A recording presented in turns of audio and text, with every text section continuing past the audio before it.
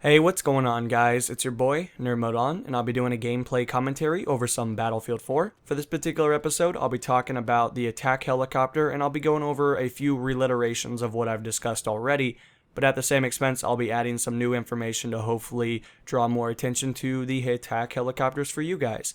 Maybe along the way I'll teach you guys a few things, but overall, a lot of the characteristics for the attack helicopter transfer from Battlefield 3. However, the stability of the attack helicopter is on a far greater level. It is so much more advanced, and I feel like, personally, when I fly it, I actually have a standing chance against the opposition.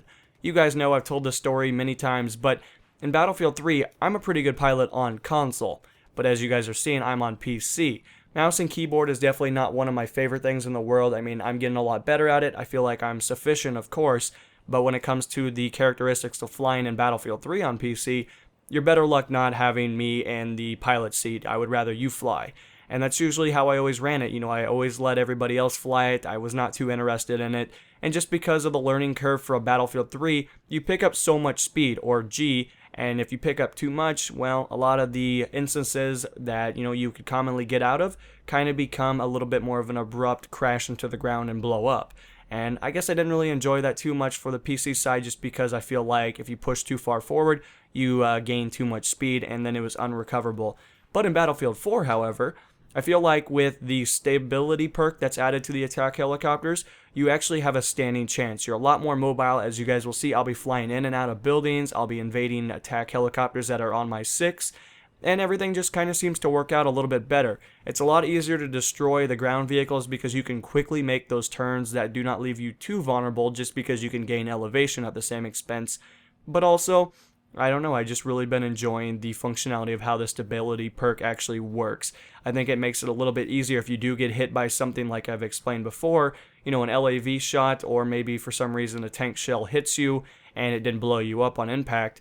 It actually gives you a chance, however you are on fire, so you are pretty much disabled at that point, but you can kind of glide away, maybe land on a building, get a couple of reps going, and then you're good to go.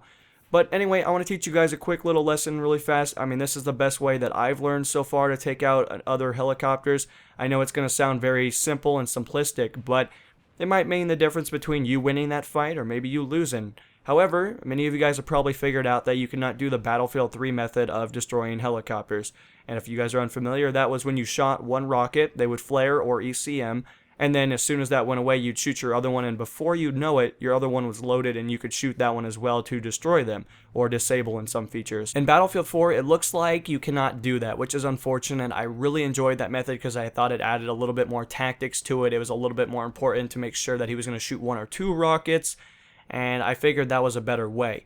However, in Battlefield 4, it looks like you have to shoot both or none. And I guess I've been figuring out that shooting both is a lot better, and in most cases, if they both hit and he's not laser designated, it's not going to destroy him, which kind of sucks because you would think that that would definitely destroy him, but in this case, it actually does not. So I figured the best way is to actually lock onto him and hoping that he's going to flare a little bit early. It seems like a lot of the newer players, when they first hear that noise, they just kind of get scared and hit the flare button.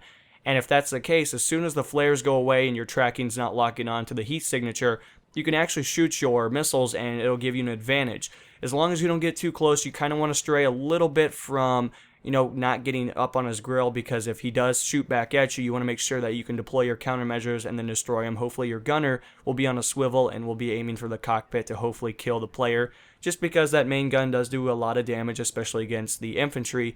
But as well, it does do a lot of damage versus the vehicle. If he puts all 30 rounds into it, that's going to drop the health hopefully below that it needs to be, and then he will be destroyed.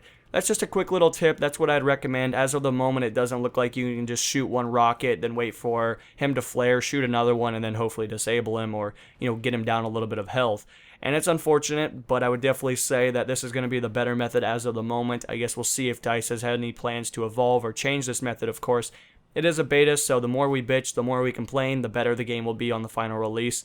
That's the way that I guess I'm looking at it. So that's how I would simplify the main methods of the attack helicopter. However, the one thing that's been pissing me off the most is the RPG lock-on feature. I'm sure a lot of you pilots have been straying away from the attack helicopter mainly due to that feature.